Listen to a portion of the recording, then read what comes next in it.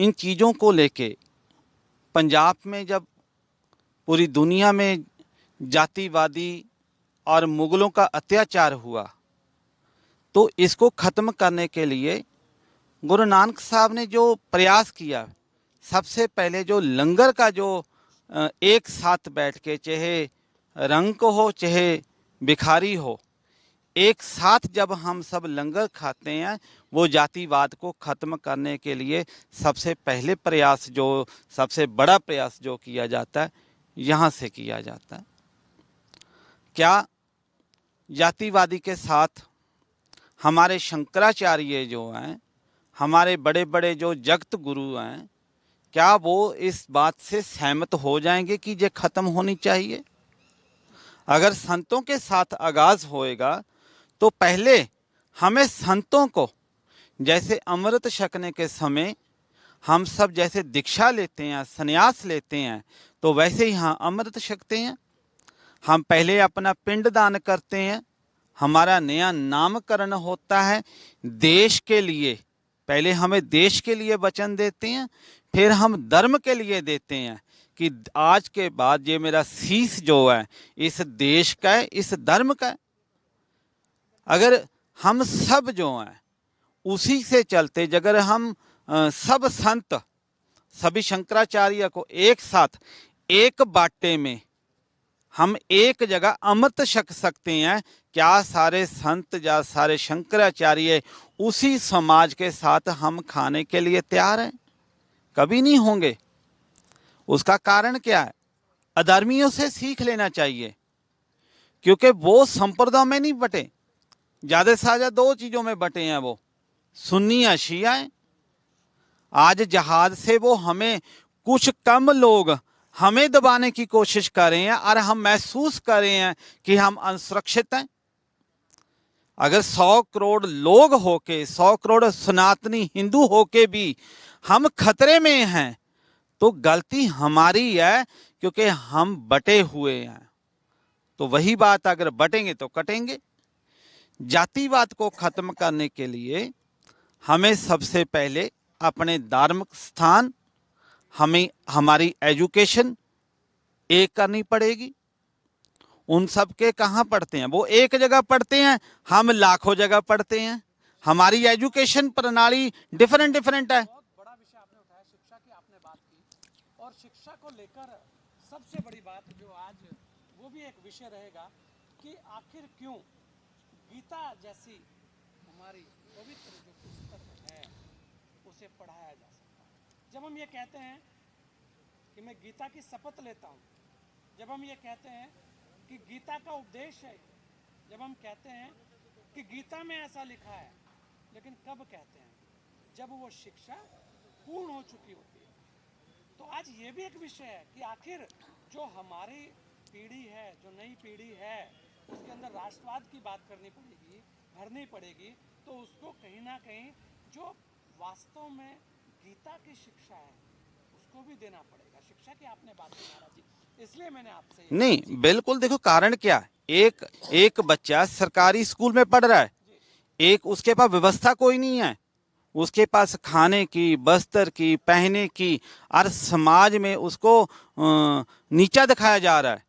एक बच्चा वो है जो लग्जरी पढ़ रहा है, वो डीआई में जाता है, कन्वर्ट स्कूल में पढ़ता है, तो दोनों का एजुकेशन लेवल में बहुत अंतर रहेगा, वो कैसे निकल पाएगा? दूसरा जो विषय जो है, और अगर धर्म की बात करें और जाति की बात करें, दोनों पैरेलल चलते हैं। तो हर एक अपने अपने पंथ के गुरु के साथ जाना जाता है। कबीर पंथी क्यों नहीं भक्त तन्ना के जाता? क्या हम धन्ना भक्त को छोड़ के क्यों नहीं एक जगह कबीर के बैठ जाते? कि माना तो सब एक ही संप्रदाय से राम को ही है। हमारी संप्रदाय राम जी हैं, हमारी संप्रदाय गुरु साहब हैं। हम अलग अलग जब बट जाते हैं तो वही हम जातियों के साथ जुड़ जाते हैं।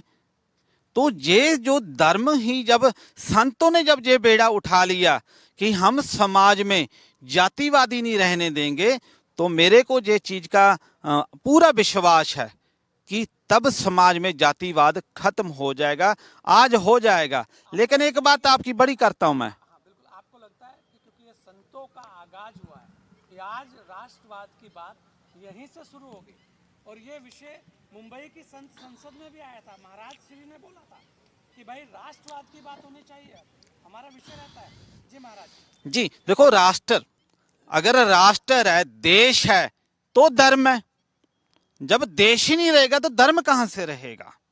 जहां जहां पे सनातन था पहले, पूरा अखंड भारत की जहां करते थे, आज वो हमारे देश का इस हिस्सा नहीं है।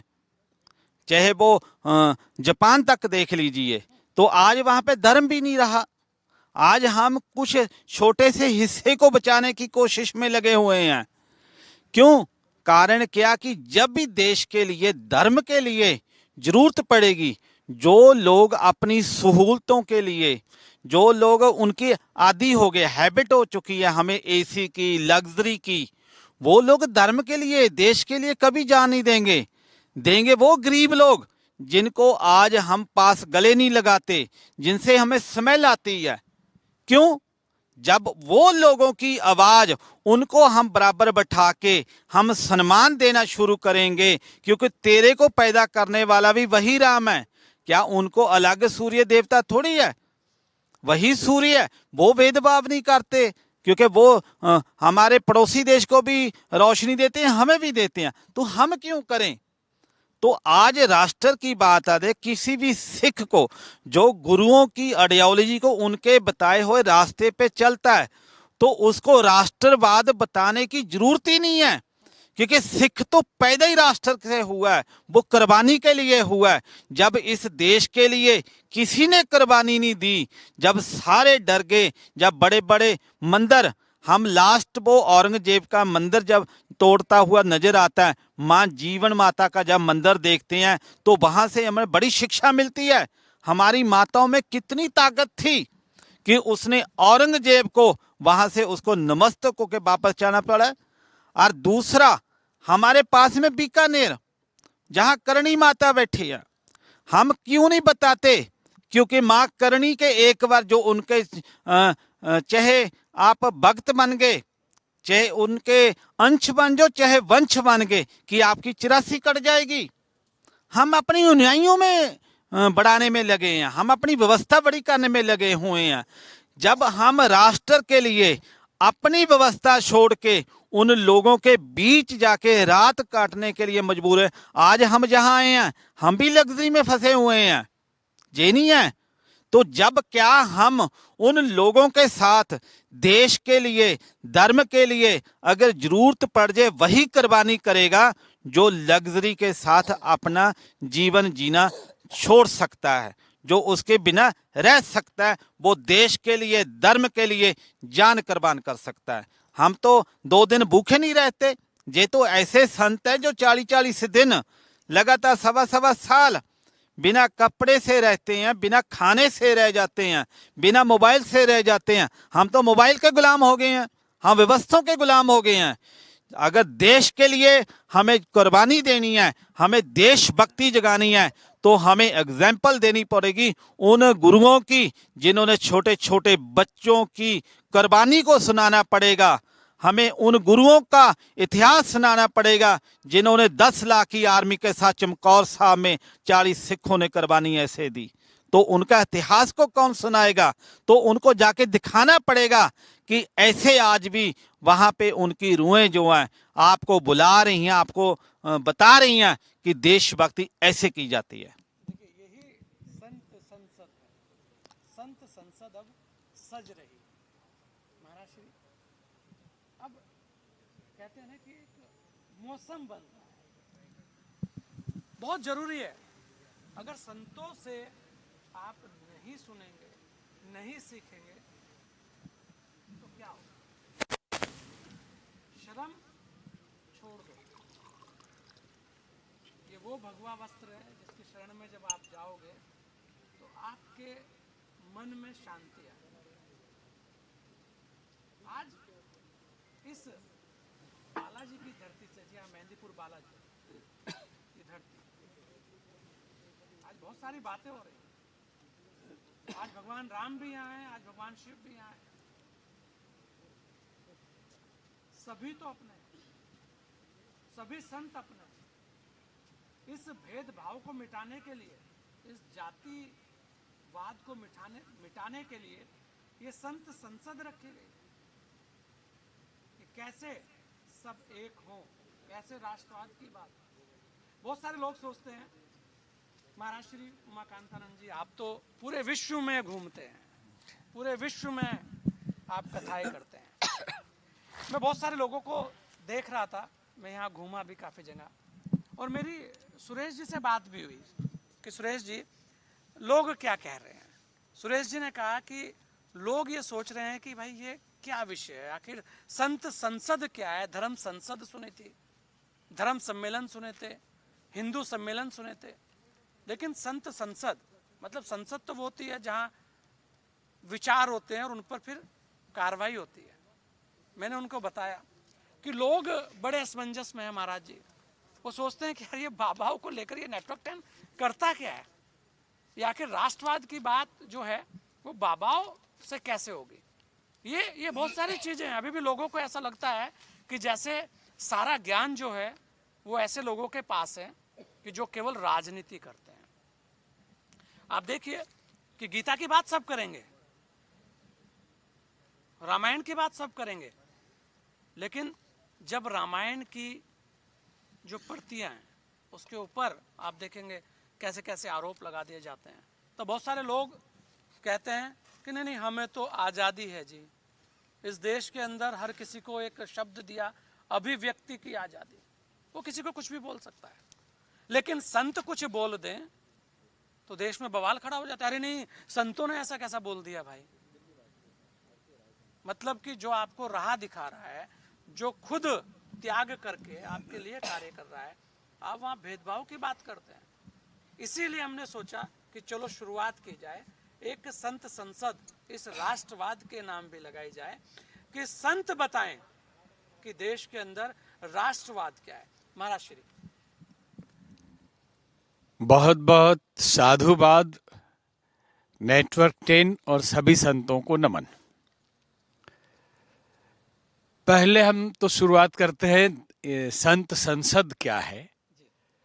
संसद का मतलब होता है कि एक विधि व्यवस्था के तरीके से राष्ट्र को चलाने के लिए कुछ जननायकों का समूह, जिसको चुनकर भेजते हैं लोग, और वो उनके प्रतिनिधि के रूप में वह राष्ट्र चलाने का कार्य करते हैं।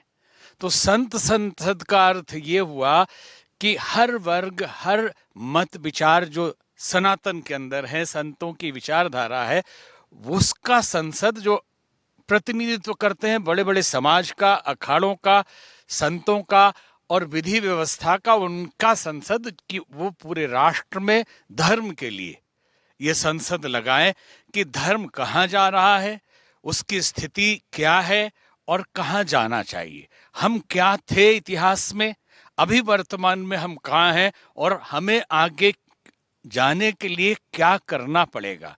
चर्चा हुई जातिवाद, राष्ट्रवाद और अन्य विषयों पर भी ये समग्र चर्चा है चिंतन के लिए। तो पहले तो हम ये कहें कि ये वाद क्या होता है।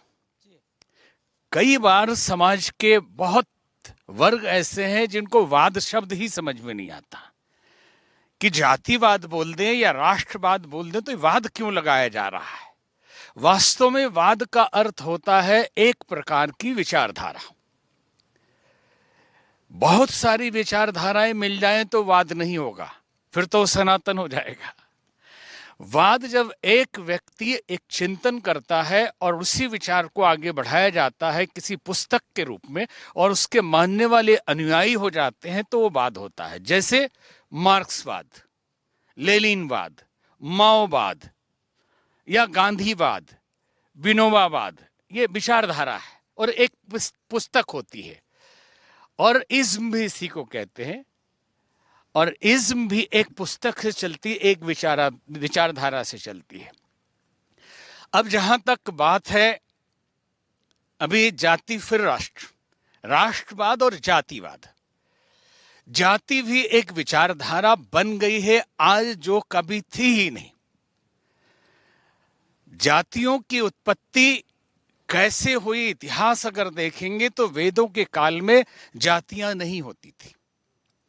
उस समय वर्ग होते थे, आर्य होते थे या अनार्य होते थे, आर्य होते थे या दास होते थे। जो सनातन के नियमों का अनुकरण नहीं कर पाते थे उनको कुछ देर के लिए नियम से अलग कर दिया जाता था, कभी भी उनको फिर से नियम में ले लिया जाता था।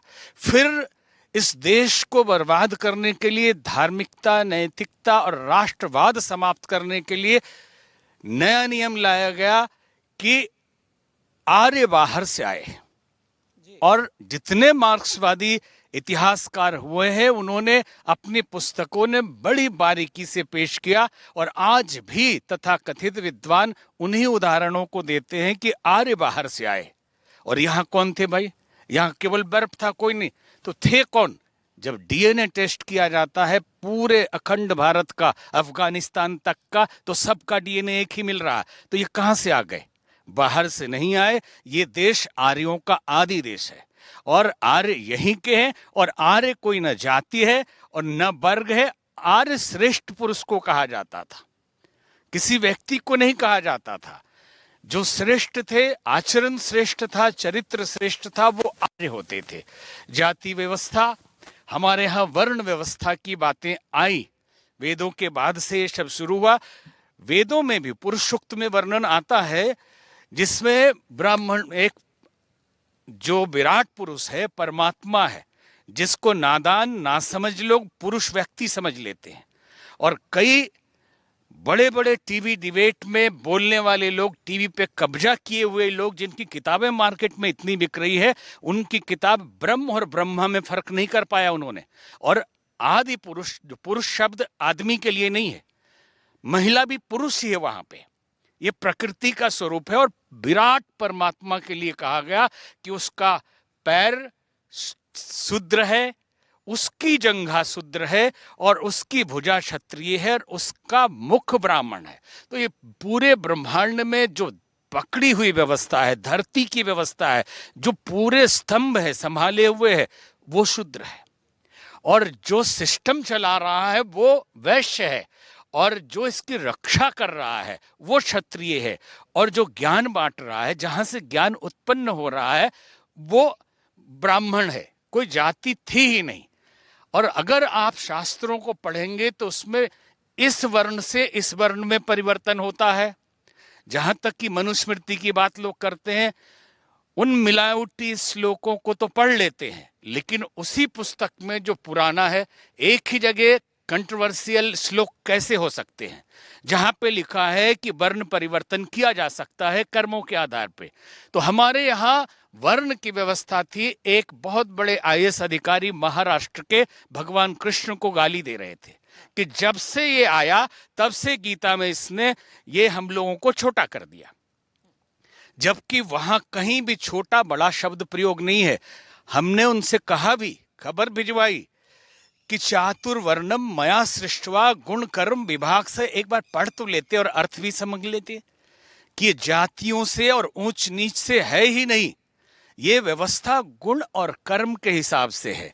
तो जी पढ़े कहाँ, हाँ, शिक्षा कहाँ ले? नहीं, उस पर आते हैं, इसकी बातें जरूर हम बताएं, कहाँ लेंगे, कैसे लेंगे, और समस्या कहाँ है, दिक्कत कहाँ आ रही है। अब समस्या यह है कि जाति आई कहाँ से? जब अंग्रेजों का राज, मुगलों तक भी जातियां उतनी नहीं थी, वो कार्यशैली थी। जब हमारे यहाँ व्यापारी व्यापार करता था, क्षत्रिय सेना में मर जाते थे या शासन करते थे। ब्राह्मण वर्ण जो इस पद्धति को अपनाते थे, पूजा पाठ करते थे या ज्ञान बांटते थे, और शूद्र सेवा कार्य करते थे। अब यहाँ फिर समझ लें कि कोई शूद्र जाति नहीं है और कोई अपने को इसमें न माने।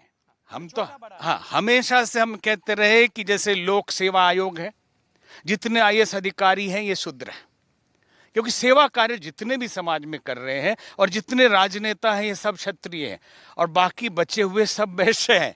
जितने व्यापार कर रहे हैं सब व्यापारी हैं। तो जाति के हिसाब से पहली बार जनगणना की गई अंग्रेजों के टाइम में। जो कास्ट बेसिस वो सेंसेक्स किया गया, वहीं से फूट डालो राज करो की स्थिति पैदा हुई। और कास्ट शब्द आया कहां से? अंग्रेजी का भी शब्द नहीं है। स्पेन में यह शब्द पला बढ़ा और उत्पन्न पुर्तगाल में हुआ। ये पुर्तगीज का शब्द है कास्ट, जो कास्ट जाति के लिए प्रयोग ही नहीं होता था। कास्ट प्रयोग होता था कलर के लिए और वर्ण के लिए, लेकिन अंग्रेजों ने उस कास्ट शब्द को भारत में लाके थोप दिया कि ये जाति है, और ये इस कास्ट के हैं। किसको? जो हमारी कार्य पद्धति थी, और जो बहुत पढ़ने के अधिकारी थे या मन होता था दूर तक पढ़ते थे। अन्यथा जीवन जीना घर में सिखाया जाता था, परंपरागत तरीके थे, संस्कार और संस्कृति हमें प्राप्त होती थी और हम स्किल सीखते थे। जो मिट्टी का काम करते थे उनके बच्चे घर में ही पारिवारिक कैसे संबंध रहना चाहिए, समाज में हमें कैसे जीना चाहिए, परमात्मा से संबंध कैसे बनना चाहिए और कमाने के लिए क्या करना चाहिए, तो मिट्टी का बर्तन बनाना सीख गए। सोने के काम करने वाले सोने का बनाना सीख गए उनके घर वाले बच्चे। लोहे का काम करने वाला लोहे का बनाना सीख गया। पत्ते का काम करने वाला पत्तल बनाना सीख गया। अब इसको फूट डालो, राज करो ने जातियां बना दी कि मिट्टी का काम करते हैं तो आप कुम्हार जाति से आते हैं, आप लोहे का काम करते हैं तो आप लोहार जाति से आते हैं, आप सोने का काम करते हैं तो आप सुनार जाति से आते हैं। शहर बर्न में इतनी हजारों जातियां कहां से आ गई? ये जबरदस्ती जातियां बनाई गई। एक ब्राह्मण के अंदर भी देखेंगे तो न जाने कितने प्रकार मिल जाएंगे कि ये सरयोपारी हैं तो ये कानकुब्ज हैं, ये इधर के हैं, ये उधर के हैं। क्षत्रियों के अंदर देखेंगे तो 1000 प्रकार के क्षत्रिय मिल जाएंगे, और भी अन्य में इतने 1000 जातियां आई कहां से? ये बनाया गया है, और इसलिए कि पहले जातिवाद करो और राष्ट्र को तोड़ दो। अब राष्ट्रवाद शब्द जो है इस पे भी थोड़ा ध्यान देने की जरूरत है। आपका प्रश्न भी था कि कितने हीन स्थिति में हम हिंदू या सनातनी पहुंच गए कि हमें हिंदू एकता निकालना पड़ रही है। किसी हिंदू एकता की जरूरत नहीं पड़ती और न पड़ेगी अगर हिंदू राष्ट्र समझ ले और अपने धर्म को समझ ले। तो पहले हम राष्ट्र को समझे कि ये जो हिंदुस्तान है, भारत है, कोई दुनिया में ऐसा राष्ट्र नहीं जिसको मां का दर्जा मिला हो, और यही वो राष्ट्र है जिसे हम भारत माता कहते हैं, क्योंकि पूरी भूमि को हम पृथ्वी माता कहते हैं और धरती माता कहते हैं। हम पूरे विश्व में किसी भी देश की धरती को नमन करते हैं, लेकिन फिर भी जिस राष्ट्र की सीमा में हम रहते हैं, दूसरे देश की सीमा में हमारा अधिकार नहीं है, तो हमारे उस सीमा में कम से कम हम अपने राष्ट्र के लिए तो कुछ करें। तो समस्या यहां पे आती है कि अभी बातें चलती है हिंदू राष्ट्र की, बहुत ज्वलंत चलता हुआ है ये कि हिंदू राष्ट्र बनाना है। किसको हिंदू राष्ट्र बनाना है? जो ऑलरेडी हिंदू राष्ट्र है, बस हिंदुत्व जगाना है। हिंदू राष्ट्र आप उस जैसे उज्बेक की जहां रहते हो वो उज्बेकिस्तान है, टर्की जहां रहते हो तुर्कमेनिस्तान है, और बाकी ऐसे ही आप उदाहरण देख सकते हैं। तो हिंदू जहां रहते हैं वो हिंदुस्तान है। जो हिंदुओं का मूल स्थान है वो उनका है ही। फिर इसको बनाना कहां है? हिंदुत्व के नारे लगाने वाले और झंडा लेके एकता पे घूमने वाले 80% लोगों के बच्चे कॉन्वेंट स्कूल में पढ़ते हैं। और किसको आप हिंदू राष्ट्र बनाएंगे? कागज के नक्शे को, या जबरदस्ती राजनीतिक माइलेज लेने के लिए आप आंदोलन कर रहे हैं? आप अपने बच्चों को पहले देखिए, जो महाराज श्री ने कहा कि किसी शिशु मंदिर में तो भेज के देखो, किसी गुरुकुल में तो पढ़ा के देखिए, जहां संस्कार और संस्कृति पढ़ाया जा सके, जहां सिखा रखने में हंस हंस शीश कटाई लेकिन चोटी नहीं कटाई। गुरु गोविंद सिंह महाराज के दोनों बच्चों को दीवार में चुनवा दिया गया, लेकिन उन्होंने चोटी नहीं कटाई, सिर कटवा दिया। लेकिन चोटी रखने में शर्म आती है, कलावा बांधने में शर्म आता है, संस्कार और संस्कृति की चर्चा करने में शर्म आती है। आउटडेटेड, हम तो मॉडर्न हो गए हैं, अरे इन सब चीज़ों को नहीं मानते। तिलक लगा के जाएं तो कॉन्वेंट स्कूल में बवाल हो जाता है कि आप इसको नहीं, स्कूल का कोड नहीं है। तो आप व्यवस्था बिगड़, जब आप मुख बांध के जाते हैं तो व्यवस्था नहीं बिगड़ती है। आप जब वहां नमाज पढ़ लेते हैं तो व्यवस्था नहीं बिगड़ती है, और जब बच्चा तिलक लगा के चला जाए तो व्यवस्था बिगड़ जाती है। पहले जरूरत है कि हिंदू या सनातनी समझे कि हिंदू राष्ट्र कैसे रहेगा। जब हिंदू ही नहीं बचेंगे संस्कारों की दृष्टि से, संस्कृति की दृष्टि से, स्वभाव की दृष्टि से, चरित्र की दृष्टि से, राष्ट्र का अपना एक चरित्र होता है, उसके संस्कार होते हैं, उसकी अपनी संस्कृति होती है, और भारत की संस्कृति सनातन है, आदि है। यूनिवर्सल ट्रुथ है, हमेशा से जो नेचर के साथ जीता है वो संस्कृति है, जो पूरे विश्व को अपना परिवार समझता है और आत्मवत सर्वभूतेषु के भाव में जीता वो संस्कृति है। और उन संस्कारों को हम खो देंगे कॉन्वेंट में पढ़ के, उन संस्कारों को खो देंगे मॉडर्न बन के। न किसी बच्चे से, आज साधारण सी बात है, आप गीता बहुत बड़ी चीज है। चर्चा एक बहुत बड़े टीवी चैनल पे, इंग्लिश चैनल था, उन्होंने हमारा इंटरव्यू लिया।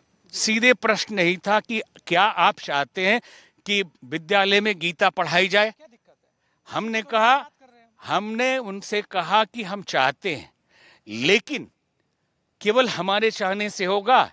ये जो चाहने वाले तथाकथित हिंदुत्व के नाम पे हिंदू हैं, उनको पहले अपने बच्चों की मेंटलिटी बदलनी पड़ेगी कि वो गीता पढ़ने लायक हो सके, कॉन्वेंट छोड़ के और वो सनातन विद्यालय में या गुरुकुल में अथवा शिशु मंदिर में जा सके। हमने कहा बोलना बहुत आसान है और गीता इतनी भारी है और इतनी सूक्ष्म है कि बड़े बड़े मुश्किल में पड़ जाए। आप पहले एक मोरल एजुकेशन का पार्ट तो रख लीजिए। आज हम जब पढ़ते थे तो एक चैप्टर अलग से नैतिक शिक्षा किताब होती थी, बंद कर दी गई महाराज। हाँ जी, उसमें नैतिक शिक्षा होती थी और हमने पढ़ाई की उसकी। जब चौथी पांचवी में भी एक चैप्टर, एक पूरी किताब ही होती थी, उसकी परीक्षा भी होती थी। लेकिन आप आज पूरे भारत में नैतिक शिक्षा की एक पुस्तक नहीं सिलेबस में डाल पा रहे हैं, तो आप गीता पढ़ाएंगे? गीता बच्चों को समझ में आएगी? ये विषय बड़ा